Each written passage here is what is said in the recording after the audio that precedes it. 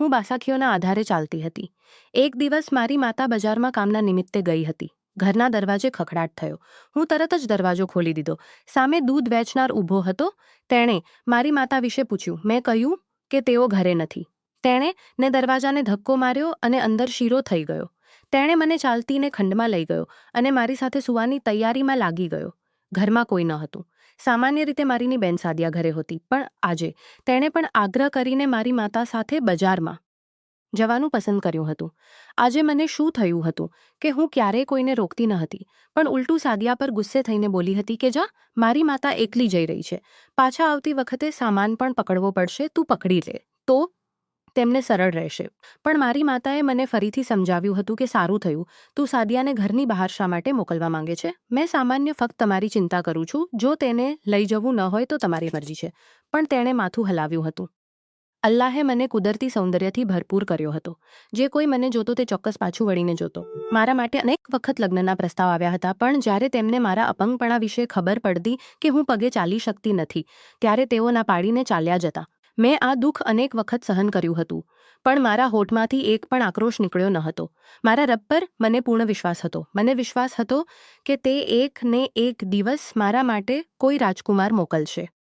પણ હું આ વાત સંપૂર્ણપણે ભૂલી ગઈ હતી કે અપંગ છોકરીઓ માટે રાજકુમાર આવતા નથી, પણ તેમને ફાળવા માટે રાકસ ગઈ હતી. મારી માતા અને સાદિયા ઘરની બહાર ગઈ હતી. મારી બાસાખી મારી બાજુમાં રાખી હતી, કારણ કે હું ઘરમાં એકલી હતી. જો મને કશી જરૂર પડે તો મારે પોતે ઊભા થઈને જવું પડતું. કારણ કે મેં પરિસ્થિતિ સાથે તાલમેલ બેસાડી લીધો હતો. હું સમજી ગઈ હતી કે હવે મારે આ બાસાખીઓની મદદથી આખું જીવન કાઢવું પડશે. તેથી આ વાત સ્વીકારી લેવી વધુ સારી હતી. શરૂઆતમાં જ્યારે મને બાસાખી આપવામાં આવી ત્યારે હું ખૂબ રડતી હતી, ચીડાવ થતી હતી, તેને પોતાની પાસેથી દૂર ફેંકી દેતી હતી. પણ જેમ જેમ સમય વીતતો ગયો તેમ તેમ મને વાસ્તવિકતા સમજાવા લાગી કે આજ મારું નસીબ છે અને મારે આની સાથે જ જીવવું પડશે. પણ કહેવાય છે ને કે માણસને ત્રાસ થાય ત્યારે આંખો પણ ભીની થાય છે, અને હું કલાકો સુધી રડતી હતી. ફક્ત હું કલાકો સુધી રડતું હતું. હું બીજી બાજુ વળતી હતી તે પહેલાં જ દરવાજે જોરદાર ખખડાટ થયો. મારું હૃદય અચાનક ધડધડવાલે વાગે છે કે આટલા જોરથી હતા કામના નિમિત્ત શા માટે વાગે છે. તે જ સમયે મારી માતા કામના નિમિત્તે બહાર ગઈ હતી. હું તરત બાસાખી ગાયથી ધૈર્યથી પકડી લીધી. મારા પગ ધ્રુજતા હતા. આજે ફરી એકવાર અસહાયતાથી મારી આંખોમાં આંસુ આવી ગયા, પણ મેં પોતાને મજબૂત કર્યું. જમીન પગ રોકીને ચાલવા લાગી. મેં ખૂબ કષ્ટથી એન પર પગ રોકીને ચાલવા લાગી. મેં ખૂબ કષ્ટથી આ માર્ગ તૈયાર કર્યો હતો.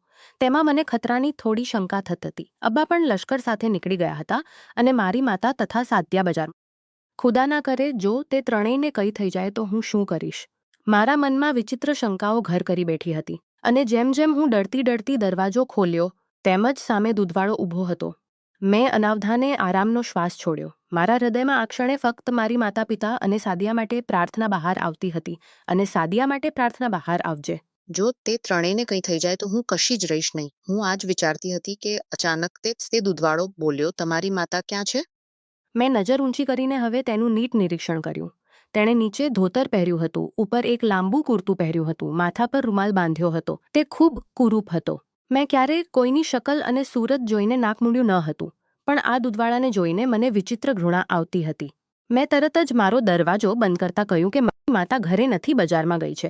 જ્યારે આવશે ત્યારે આવીને તેમની પાસેથી હિસાબ લેજો. તેઓ તમારા વિશે જ બોલતા હતા. હું બોલતી જેમ જેમ દરવાજો બંધ કરવા લાગી તે પહેલાં જ તેણે દરવાજાને ધક્કો માર્યો અને ઘરમાં શીરો થઈ ગયો. મારી બાસાખી મારા હાથમાંથી છૂટી ગઈ હતી. તેણે આ જ યોગ્ય વખત સમજીને તરત જ દરવાજો બંધ કરી દીધો. મારો શ્વાસ ધડધડતો ચાલતો હતો. તે મને જે નજરે જોતો હતો તે મને જમીનમાં ગાળવા માટે પૂરતી હતી. મેં તરત જ ગુસ્સે થઈને કહ્યું કે આ શું બદતમીજી છે? બહાર ચાલો નહીં તો હું બૂમ પાડીને આખો મોહલ્લો ભેગો કરી દઈશ. તો તેણે મારું બોલવું સાંભળીને અનાવધાને હસ્યો અને મારી દિશામાં જોતા કહ્યું કે બહાર કોઈ નથી, બપોરનો વખત છે, આખી ગલ્લી સુનસાન છે. બધા પોતાના ઘરમાં પંખા ચાલુ કરીને શાંતિની ઊંઘ સૂઈ રહ્યા છે, અને હવે હું તારી સાથે શાંતિની ઊંઘ સૂઈશ. આ સાંભળતા જ મારો જીવ ડરીને ગયો. હું જાણતી હતી કે આ માણસની મારા પર ખરાબ નજર લાગી છે અને હવે તે કંઈ પણ કરી શકે છે. મેં તરત જ હાથોની મદદથી ભાગવા લાગી, પણ અચાનક તેણે મને પાછળથી પકડી લીધી.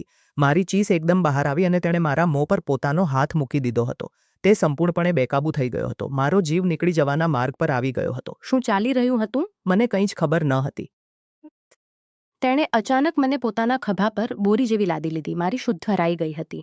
મારા હાથ પગ ખૂબ ખરાબ રીતે ધ્રુજતા હતા. ચોક્કસ કંઈક ખૂબ ખૂબ ખોટું થવાનું હતું. મેં તેને ખુદાની વાસ્તે દે લાગી. તેની સામે ગીડગીડાવા લાગી, પણ તે સંપૂર્ણપણે શૈતાન બની ગયો હતો. તેના પર હૈવાનિયત ચઢી આવી હતી. મેં તેની દીકરીઓની વાસ્તે દેવા લાગી, પણ તેણે પોતાના કાન બંધ કરી લીધા હતા. તેણે સીધી મને મારા બિછાનામાં લઈ ગયો અને પ્રાણીઓ જેવી મને ફેંકી દીધી. હું ધૈર્યથી પાછળ હટવા લાગી તો તેણે મારા પગ પકડી લીધા અને પોતાની તરફ ખેંચતા ઘાણેરડા સ્વરમાં કહ્યું કે પ્રાણ કેમ તડફડે છે?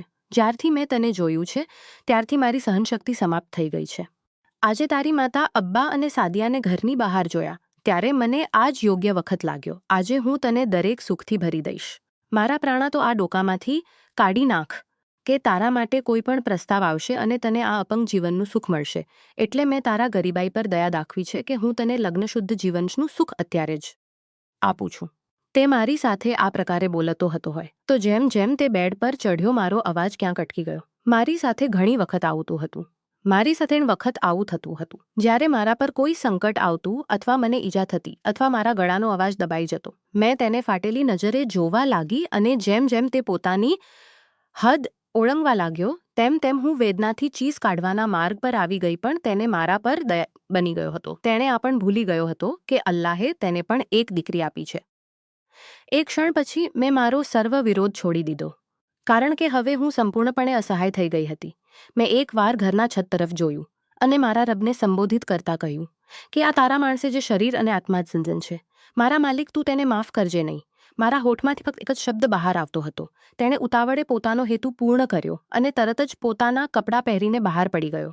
કદાચ તેને અંદાજ આવી ગયો હતો કે તેના ઘરના લોકોના આવવાનો વખત આવી ગયો છે. જેમ જેમ તે બારામદામાં પહોંચ્યો તેમ જ અમારા ઘરનો દરવાજો ખુલ્લો હતો અને સામે તેને આટલો અસ્તવ્યસ્ત જોઈને મારા ઘરના લોકો થક્ક થઈ ગયા. અબ્બા મારી માતા અને સાદિયાને બજારમાં છોડવા ગયા હતા અને હવે તે ત્રણેય જ્યારે દૂધવાળાને અમારા ઘરમાં જોયો અને તેના કપડાં પણ અસ્તવ્યસ્ત જોયા ત્યારે મારી માતાની શ્વાસે હરાઈ ગઈ.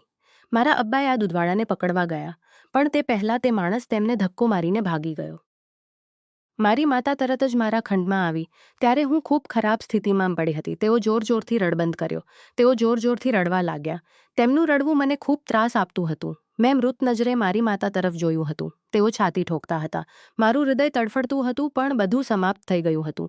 ઘણો વખત તેઓ મારી સાથે જ બેઠા હતા. ઘણો વખત તેઓ મારી સાથે જ બેઠા હતા અને પછી ધૈર્યથી ઊભા થઈને મારી પાસે પગલું ટેકીને આવ્યા.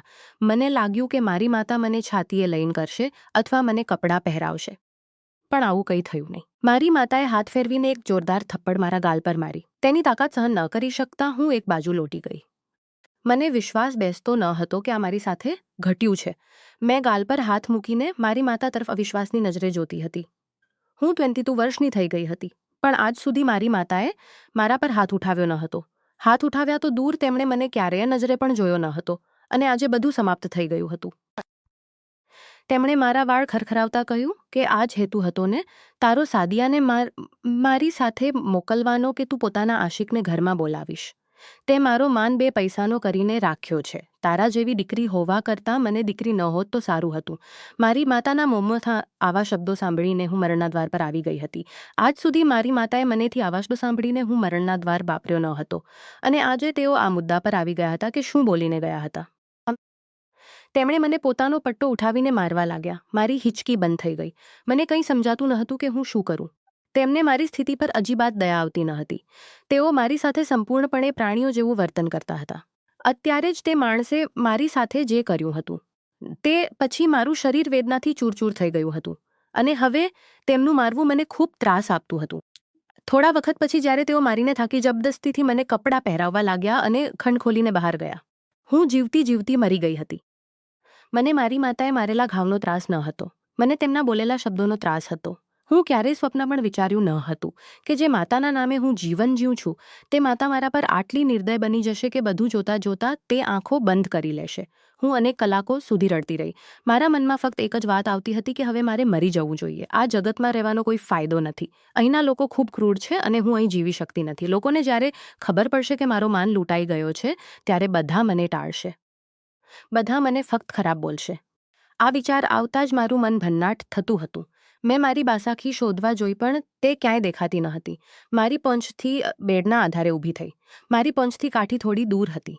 ફળોની પેટીને બાંધેલી તે મારી જ કદાચ વાટ જોતી હતી. મેં મારું મન મજબૂત કર્યું. 2 પગલાં ચાલવાના ઉશીરે હું મોંના બળ પર પડી ગઈ. મારા પડવાના અવાજ પરથી તરત જ સાદિયા ખંડમાં દોડી આવી. આજે સાદિયાને જોઈને મને અનિયંત્રિત રડવું આવી ગયું. કાશ હું સાદિયાને મારી માતા સાથે ઉપર મોકલી ન હોત તો આજે મારી સાથે આ બધું ઘટ્યું ન હોત. તો પણ સાદિયા મારું રક્ષણ તો કરી શકતી. જો રક્ષણ કરી શકતી ન હોત તો પણ મારી માતાને મારી નિર્દોષતા કહી શકતી. મને ખૂબ રડવું આવતું હતું. સાદિયાએ મને ઊભી કરી અને બેડ પર બેસાડ્યો. તેણે મારા ખભા પર હાથ મૂકીને કહ્યું કે અપ્પી હવે ચિંતા કરશો નહીં. મને ખબર છે તે કંઈ કર્યું નથી. મારી બહેન ખૂબ સારી છે. તું ફક્ત અલ્લાહ પર વિશ્વાસ રાખ. તું ચોક્કસ કંઈક માર્ગ કાઢી નાખીશ. તું કહે છે ને કે જે લોકો અલ્લાહ પાસે આશા રાખે છે તેમના માટે અલ્લાહ સોય બનાવી આપે છે. તેથી તું નિરાશ થઈશ નહીં. અલ્લાહ બધું સારું કરશે. તે ફક્ત 12 વર્ષની હતી. તેણે અજાણતા મને અંધકારમાંથી પ્રકાશ તરફ લઈ ગઈ હતી. હું અંધકાર તરફ જઈ રહી હતી. હું આત્મહત્યા જેવા હરામ મરણને ગળે લગાવતી હતી. અને જો આત્યા જેવા હરામ મરણને ગળે લગાવતી હતી મારા માટે કેટલી અડચણો આવી હોત તે મને ખબર હતી. જે લોકો આત્મહત્યા કરે છે તેઓ દરરોજ મરે છે. મારા મનમાં પણ આ જ બધું ફરતું હતું અને મારા આંસુ વહેતા હતા. મને કંઈ જ ખબર ન હતી કે હું શું કરું. મેં સાદિયાને મારા ગળામાં લીધો અને જોરથી રડતી હતી. છાતીમાં પણ ફક્ત એક જ વાસ રાખ, તારી અપ્પીએ કંઈ કર્યું નથી. હું નિર્દોષ છું. તો સાદિયાએ મારી કમર પર હળવેથી હાથ ફેરવતા કહ્યું કે અપ્પી મને ખબર છે મારી કમર પર હાથ ફેરવતી નથી. તે ખૂબ નીતિમાન છે. તું ફક્ત અલ્લાહ પાસે પ્રાર્થના કર કે તને ન્યાય મળે. તો હું તરત જ તેને મારી બાસાખી લાવવા કહ્યું. કારણ કે મને નમાજ વાંચવી હતી અને તે બધા ગોંધળમાં મારી જોરની નમાજ નીકળી ગઈ હતી. અને હવે હું અસરનો વેર ગુમાવવા માંગતી ન હતી. સાદિયા દોડી ગઈ અને મને મારી બાસાખી લાવીને આપી. સાદિયા દોડીને હું તરત જ બાથરૂમમાં ગઈ. મને ખબર હતી કે સાદિયા ડરી ગઈ છે. તે મારા ખંડમાં જ રહેશે. મેં મનથી તોબા કરી હતી કે હું કોઈને પણ મારા જેવા હરામ મરણમાં ગડબડાવીશ નહીં. હું તરત જ જૂઠ કરીને બહાર આવી. સાદિયાએ પહેલેથી જ મારા માટે જાયનમાઝ અને ખુરશીની વ્યવસ્થા કરી રાખી હતી. હું તરત જ અલ્લાહના દરબારમાં નમાજ અદા કરી અને તેની સામે હાથ ઊંચા કરીને આંખો મીચી લીધી. હવે ખંડમાં ફક્ત મારા રડવાના અવાજ સિવાય બીજો કોઈ અવાજ ગુંજતો ન હતો. હું રડતી મારા પરમેશ્વર પાસે પ્રાર્થના માંગવા લાગી. અરે રબ્બુલ આલમીન, તું શહેનશાહોનો શહેનશાહ છે. તેં કેટલાય અડચણમાં મુકાયેલા લોકોની મદદ કરી છે. અરે કેટલાય અડચણમાં. મને આ અડચણની ક્ષણમાંથી બહાર કાઢ. મારી માતાને મારા પર વિશ્વાસ આવી જાય. મારા અલ્લાહ, તું આ માણસને માફ કરજે નહીં જેણે મારો માન રોંદ્યો છે. હું ખૂબ અડચણમાં છું. અલ્લાહ, મારા માટે સોય બનાવી આપ. મને આ યાતના માટે સોય બને માફ કર. હું મારા ન કરેલા પાપોની મેં કંઈ કર્યું નથી. મને ખબર હતી કે પાપોની માફી માગું છું. મને ખબર હતી કે તે રબ ખૂબ કરીમ છે. મારી દરેક અડચણને ઠીક કરશે. મારા રબ પર મને ખૂબ વિશ્વાસ હતો અને આ વિશ્વાસને કારણે હું જીતવાની હતી. પણ મને ખબર નહેલા પણ મારા માટે એક વેદનાદાયક રાત બાકી છે. થોડો વખત ઇબાદત કર્યા પછી હું આરામ કરવાના હેતુથી બેડ પર અર્ધવચ્ચે સૂઈ ગઈ હતી. મારી માતાના મારવાના નિશાન અને મારા આટલા રડવાથી મારા માથામાં દુખાવો થઈ ગયો હતો અને હું લવચીક ઊંઘની દરિયામાં ખોવાઈ ગઈ. હું અસરની નમાજ વાંચ્યા પછી જે ઊંઘ આવી તે પછી મને કંઈ હોશ ન હતો. રાતનો બીજો પહોર ચાલુ હતો અને હું આવી જ ઊંઘના આલિંગનમાં હતી. થાકને કારણે આટલી ઊંડી ઊંઘ આવી હતી કે મને કંઈ જ ભાન ન હતું. મધ્યરાત્રિએ અચાનક મને આવો અનુભવ થયો કે કોઈ મારા શરીર પર હાથ ફેરવતું હતું. તેનો હાથ બેધડક રીતે મારા સમગ્ર શરીર પર ફરતો હતો. હું તરત જ અચાનક આંખો ખોલી પણ મેં મારા શરીરમાં અજીબાત હલચલ કરી ન હતી. મેં નજર ફેરવીને બેડ નીચે જોયું તો મારા માથામાં 14 ઉજાડી નીકળ્યા. હું ક્યારેય સ્વપ્નમાં પણ વિચાર્યું ન હતું કે હું ફરી એકવાર આ ત્રાસમાંથી પસાર થઈશ. હું ચીસ પાડવા માંગતી હતી પણ નિયમિતપણે મારી ચીસ મારા ગળામાં જ દબાઈ ગઈ. પણ મેં મારા અલ્લાહ પાસે પ્રાર્થના માંગી હતી. મારા રબ પર મને પૂર્ણ વિશ્વાસ હતો. હું મનમાં જ ખુદાને પ્રાર્થના કરવા લાગી કે કેવી રીતે મેં માતા અબ્બા કોઈને મારા ખંડમાં મોકલે અને પછી સાદિયાને જગાડે. નહીં તો આ રાક્ષસ ફરી એકવાર મારો માન લૂંટી લેશે. તે જ દૂધવાળો ફરી એકવાર અમારા ખંડની બારીમાંથી આવી ગયો હતો. તેને આટલો ભય ન હતો કે હવે તેના ઘરના લોકો પણ હાજર હશે અને તેઓ તેને આ કામ કરતો જોશે. પણ કહેવાય છે ને કે જ્યારે તમારા માથા પર સવાર હોય ત્યારે તમે બધું ભૂલી જાઓ છો. અમારા દૂધવાળાનો પણ આવો જ હાલ હતો. તેણે હળવેથી મને સ્પર્શ કરવાનું શરૂ કર્યું પણ જેમ જેમ તે મારા પર ઝૂક્યો તે પહેલાં મારામાં જેટલું ધૈર્ય અને શક્તિ હતી તેમાંથી મેં ચીસ કાઢી મારી. તે પોતે એક ક્ષણ માટે ડરી ગયો. બાજુમાં સૂતેલી સાદિયા જાગી ગઈ અને ઊભી થઈ તો મારી માતા અને અબ્બા પણ તરત જ મારા ખંડમાં આવી ગયા. અને આ માણસને ફરી એકવાર મારા ખંડમાં જોઈને બધા હેરાન થઈ ગયા તો તે ખૂબ ખરાબ રીતે ડરી ગયો. જ્યારે તેને બધાને જાગેલા જોયા ત્યારે તેની શુદ્ધિ હરાઈ ગઈ. તે તરત જ ત્યાંથી ભાગવા લાગ્યો, પણ હવે બધું ખૂબ મુશ્કેલ થઈ ગયું હતું. તે પકડાઈ ગયો હતો. મારા અબ્બાએ તેને તરત જ ગળાથી પકડી લીધો અને તેને મારવાનું શરૂ કર્યું. તો મારી માતાએ પણ લાકડી લઈને આવી અને તેની દુર્ગતિ કરી. હું કલાકો સુધી બેભાન રહી. તો મારી બહેન સાદિયા મને પોતાની છાતીએ ધરીને બેઠી હતી. થોડા વખત પછી અબ્બા તેને પકડીને પોલીસ સ્ટેશન તરફ લઈ ગયા. તો મારી સ્થિતિ એવી હતી કે કાપ્યા તો શરીરમાં લોહી પણ નહીં. મારી માતાએ લાજથી મને જોયું અને પગલું ટેકીને મારી પાસે આવી અને એકદમ મારી નજીક બેઠી. મેં તેમની તરફ જોવું પણ જરૂરી સમજ્યું ન હતું. મેં તેમના પર ખૂબ ગુસ્સે થયેલી હતી. તેમણે મારી સાથે જે કર્યું તેની માફી મારી પાસે ન હતી. મેં તેમની તરફ જોવું પણ ઈચ્છતી ન હતી. તેમણે ડરતા મારા ખભા પર હાથ મૂક્યો અને ગુંગળાતા અવાજમાં કહ્યું કે બેટા, મને માફ કર. જે રીતે તે ભાગી ગયો હતો તે પછી તને જે સ્થિતિમાં જોયું તે જ સમજી ગઈ હતી કે તું તેને ગમે છે અને તેની સાથે ગલત કામ કરતી આવી છે. મને ખબર ન હતી કે તારી સાથે જબરદસ્તી કરી છે. મેં મારી માતા તરફ જોયું અને રડડાગ પણ છે. તમે શા માટે ભૂલી ગયા કે કોઈ પણ માણસ મારા પર પ્રેમ શા માટે કરશે? મારી પાસે તો પગ પણ નથી. તો આ સાંભળીને મારી માતાએ નજર નીચે કરી લીધી. મને ખબર હતી કે આ વાત તેમને ત્રાસ આપતી હતી, પણ મારે તેમને અરીસો બતાવવો જ પડતો હતો. કારણ કે તેમણે મારી સાથે જે કર્યું તેને કારણે હું તેમને માફ કરી શકતી ન હતી. હું તેમની સખ્ખી દીકરી હતી. તેમણે મારા પર વિશ્વાસ રાખ્યો ન હતો અને આ જ વાત મને ત્રાસ આપતી હતી. મારી માતા મારી સામે હાથ જોડીને બેઠી હતી. તો મારું હૃદય એકદમ ધ્રુજવા લાગ્યું. તો તેઓ મારી છાતીએ પોતાની છાતી રડવા લીધા. તો તેઓ મારી છાતીએ લેતા જ જોરથી રડવા લાગ્યા. મેં મારી માતાને માફ કરી દીધી હતી. મારે તેમને અરીસો બતાવવો હતો. મારે તેમને વધુ વાતો કહેવી હતી. પણ માતાનું સામે હાથ જોડવું ને વાતો કરતા ઉપરનું છે અને હું મારી માતાને આવી રીતે જોઈ શકતી ન હતી. અબ્બા આ દૂધવાળાને સીધા પોલીસ સ્ટેશન પર લઈ ગયા. ત્યાં જઈને રિપોર્ટ નોંધાવી અને તેને હવાલાતમાં નાખ્યો. અમારી પાસે આટલા સાધન ન હતા, પણ ખુદાનીથી ત્યાં હાજર રહેલા એસપી ખૂબ સારા માણસ હતા. તેમણે તરત જ તેને અટકાયત કરી અને બલાત્કારના કેસમાં ખૂબ ભારે આરોપ મૂક્યા, જેના કારણે તેની જામીન થવી ખૂબ મુશ્કેલ હતી. અને આ દૂધવાળાની પાછળ આગળ કોઈ ન હતું જે તેની બાજુ લે. તેની પત્નીએ તેને શોધ્યો, પણ અમે શાંત રહેવામાં જ ભલાઈ સમજી, કારણ કે અમે કંઈ બોલીએ તો અમારી જ બદનામી થવાની હતી. કેટલાક દિવસો પછી પોલીસ તેના દરવાજે આવ્યા કે કોર્ટમાંથી તમને બોલાવવાનું છે. તો તેની પત્નીએ સાફ હાથ ઊંચા કર્યા કે તે આવા કોઈપણ પ્રકરણમાં પડવા માંગતી નથી, કારણ કે આ માણસનું ચારિત્ર્ય આવું છે. અને જ્યારે પોલીસે તેની પત્નીના મોંમાંથી આ વિધાન સાંભળ્યું, મેં ડરતા અબ્બાને સમજાવ્યું હતું કે અમે તેને માફ કરી દઈએ, પણ મારા બાપે સાફ કહ્યું કે જે વ્યક્તિએ મારી દીકરીનો માન રોંદ્યો છે, હું તેને માફ કરી શકતો નથી. હું તેને આવો વેદનાદાયક મૃત્યુ આપીશ કે તે તડફડતો રહેશે. અને કેટલાક દિવસો પછી કોર્ટમાં સુનાવણી થઈ ત્યારે તેને 10 વર્ષની કેદની સજા સંભળાવવામાં આવી. તો મને આવો અનુભવ થતો હતો કે મારા હૃદય પર ઠંડો વારો પડતો હતો. મારા ગુનેગારને સજા મળી હતી. હું આરામનો શ્વાસ છોડી અને આકાશ તરફ જોઈને ફક્ત એક જ શબ્દ કહ્યો, અરે રબ, હું હંમેશા તારા પર વિશ્વાસ રાખીશ.